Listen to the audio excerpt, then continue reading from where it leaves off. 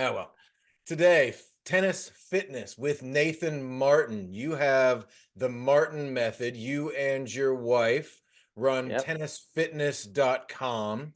And I'll admit, I found you because my wife looked at me and said, Hey, I'm a fitness trainer. You're a tennis guy. Why don't we do some tennis fitness? And I started searching URLs. I'm like, oh, yeah, tennisfitness.com. That's going to be ours. And up pops you.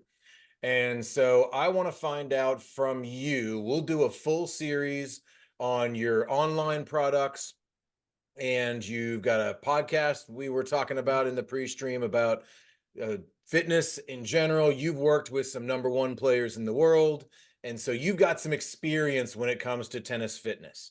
Every tennis coach, especially since COVID, since we all said, hey, we're all going to learn all these other things, Mm, and we're all going to be fitness trainers also. mm, mm, Well, I prefer to stick with what I do really well. mm, And that's why I want to talk to you and say, okay, you are the fitness guy for tennis mm. players at the highest level. So, Nathan Martin, tell me who you are and what is tennis fitness, not just the website and your online products, but tennis fitness specifically as a concept.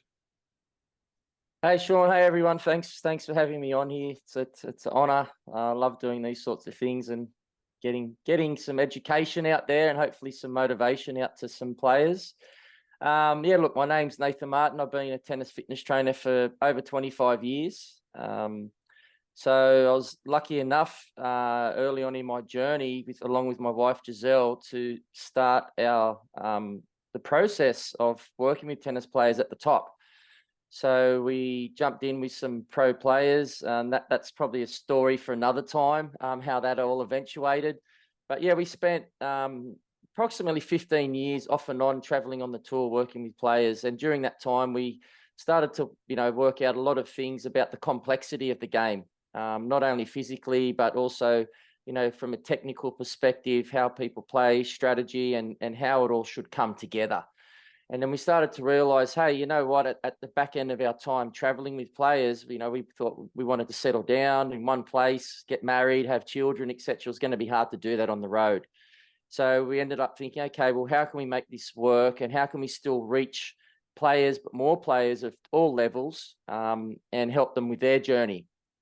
So it's where we came up with tennis fitness. We came up with some online concepts, put some programs together, to really cover a broad spectrum of players out there. So, many products ranging from, working with junior players through to players, into their 70s. And we've, been lucky enough to be able to work at the top level and then be able to think, hey, how can we bring players that are down here or that want to be up here all the way through, or how can we help them maximize their potential? And that's really what we've done with our online platform. So you started touring with players. So you Yeah, spoke of a name everybody knows, Pat Rafter, and some pictures on your website. There's obviously Leighton Hewitt there. So I would guess you yep, run into a few Aussies there in yes, Australia. So that's usually where you find most of your Aussies. And in that case, you toured with them. So like the yep, ATP fitness yeah. guys, you'd be what we would consider that physio that's traveling with the players. That was something you did on tour. Yeah, so Giselle and our more of our background would be more involving strength and conditioning, warming players up, really focused on recovery, nutrition, hydration. So we don't do any sort of physio work, but we sort of do everything but that. Okay. But the strength and conditioning side of it, and look, on the road, a lot of players don't take trainers because they have more physios. At that point, it's more tweaking, getting everything, working on all the little niggles that they've got. So we would do. Look, we worked with players for about 5 years, traveling full time with them.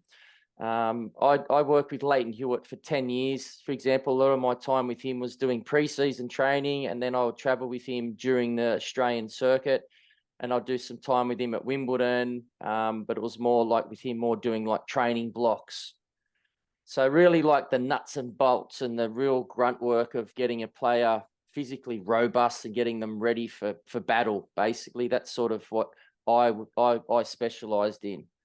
Gotcha. So now you've moved more toward and into to scale that out, to be able to Mm, share that mm, experience mm. with someone like me in the over 40 program is an Yep, example. correct. And the juniors, where you've got just juniors trying to get fit, and then the high performance juniors, very Yep. specific movement. Can Mm, you give me a little bit of a few of the products that you mm. have as to how you've broken those different aspects down to the Yep, different age groups and the different levels? great question.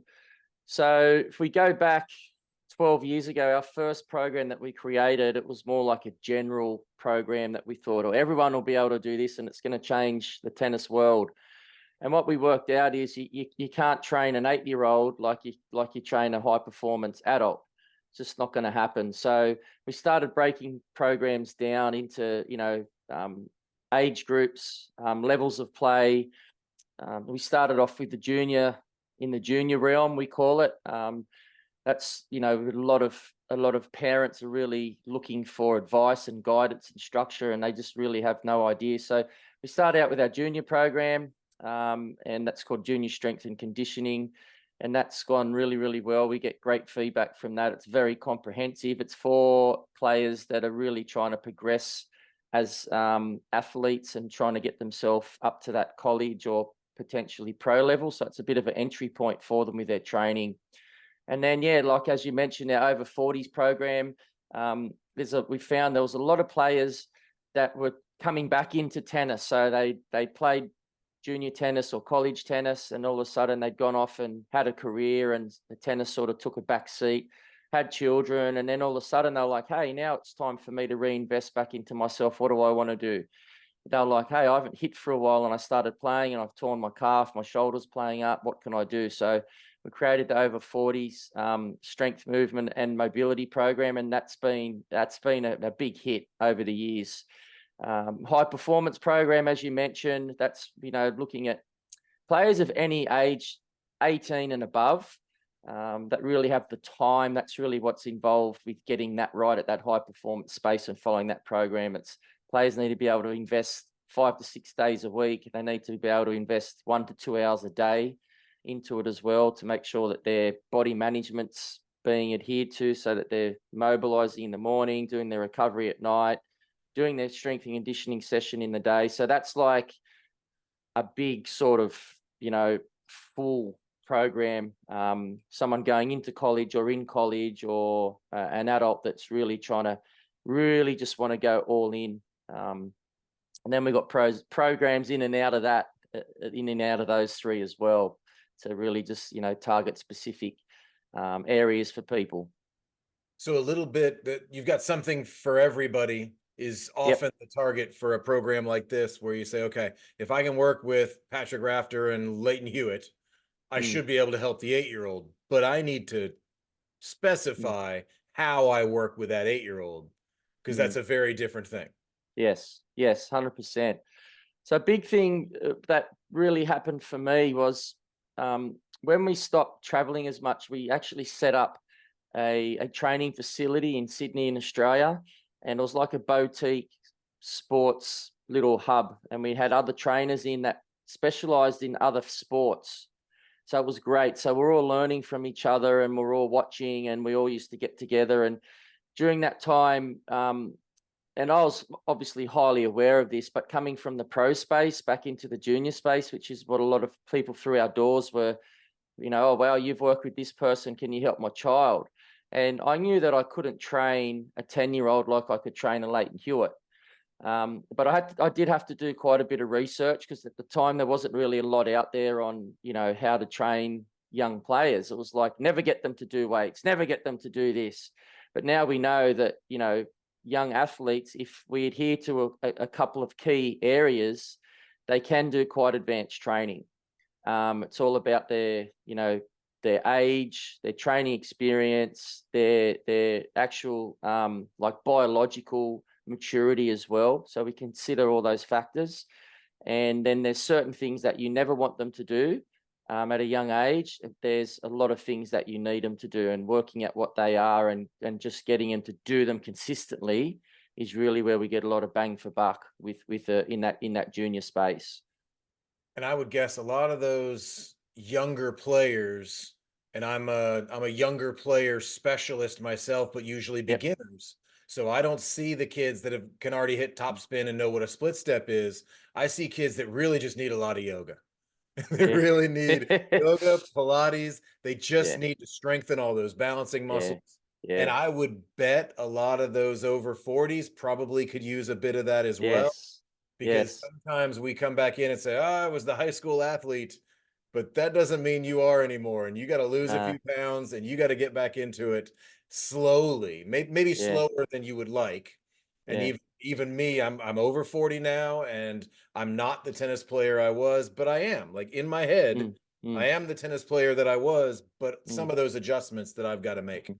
Mm. So one last question for today. And what I Yep. want to do is each time we do this, I'm going to, I wouldn't say put you on the spot, but I'm going to ask you for something and say, today was kind of a general concept of Yep. where you came from and what you're doing now.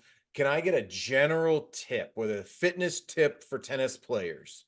Yep. Kind of a quick tip. Like I said, it doesn't have to be that 30-second sound bite, but if there's something that somebody's listening right now that they can take away and say, you know what, I'm Mm. looking to either get back into tennis or maybe take it to the next level. Mm. I know it's hard to kind of narrow down a tip like that, but if there's a fitness tip for tennis players that's kind of general that could relate to today, Mm. what you got for us? I'll give everyone something to think about until I see them next time. When we look at building the ideal tennis player, okay, we've got to strip everything back and we need to think what's involved. How do we want them to play? What characteristics do they need physically, mentally? What we ended up doing 10 years ago was we worked out there's three pillars, and I want everyone to just have a think about these three pillars. The first one is your tennis pillar. So anything to do with holding a racket. Okay. It's also match play, strategy, your strengths and weaknesses. Where's your game at? Where does it need to improve? That's that first pillar. All right. How much time do you spend in that pillar? Our second pillar is our physical pillar. So this involves anything that's strength and conditioning based. So getting yourself to the gym, working on your endurance, working on body management. So stretching, like you mentioned, Shaun, yoga, Pilates, all those things. And most people know what they need to do. If they don't, they just got to reach out to the right people. So what are you doing in that physical pillar? And also that involves, your hydration and your nutrition as well. So we've got our second pillar, and our third pillar, which is pretty much the most underused or underlooked at. It's our mental pillar. So what are we thinking about our tennis? How are we real positive about it? Are we happy with the direction it's going? And involved with that mental pillar as well, it's how we performing in matches, how we performing in practice. What are we telling ourselves? What's our what I call our self-talk like? It's really where people come unstuck. It's what's going on inside their head. And that generally it manifests into our actions.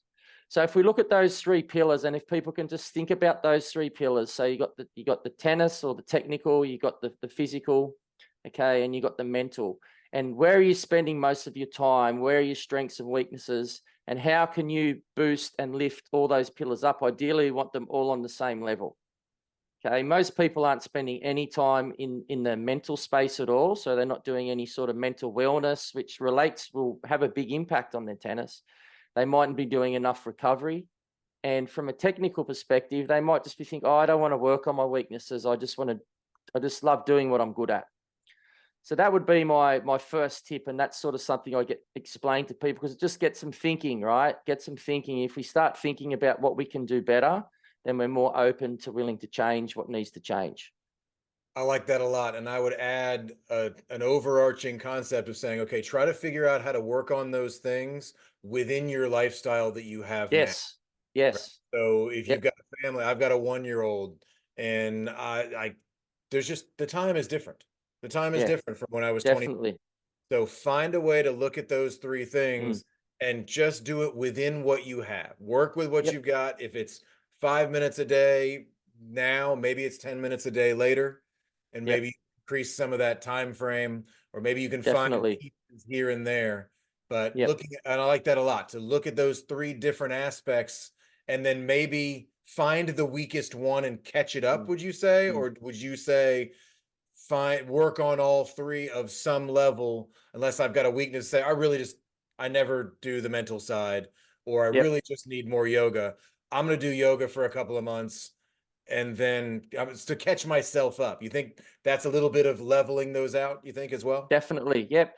As people start thinking about those three areas, things will pop up for them, and a tip for them is, what's going to give you the biggest bang for buck? What's the main thing that you need to change to strengthen up that pillar?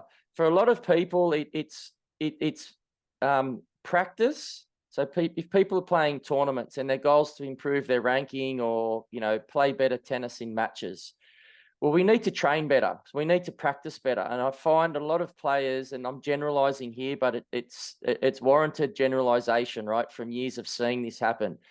A lot of players practice below mentally, physically, a point that they want to perform at.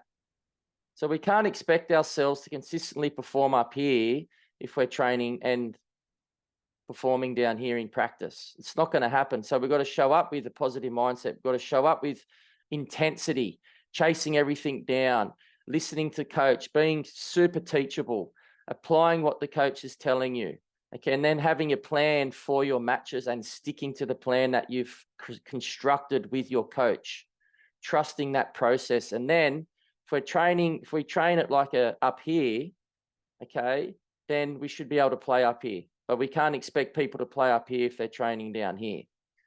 So, that's a big one I find with players. It's training with that intensity, and that's the player you become. You train at an 8 out of 10, you become an 8 out of 10 player. You train at a 3 out of 10, that's what you're going to expect. You can't expect much more than that. That makes a lot of sense. And if I take anything out of this conversation today, it's a reminder to be teachable, be coachable, be Yes. someone that can learn, that a coach wants to work with, and Mm, trust that coach, trust that trainer, whatever you're working with, and mm. be coachable. I think that's great advice. Nathan Yep. Martin, All good. tennisfitness.com. Thank you so much. I appreciate Thanks, your time today. guys. God bless you all. See ya.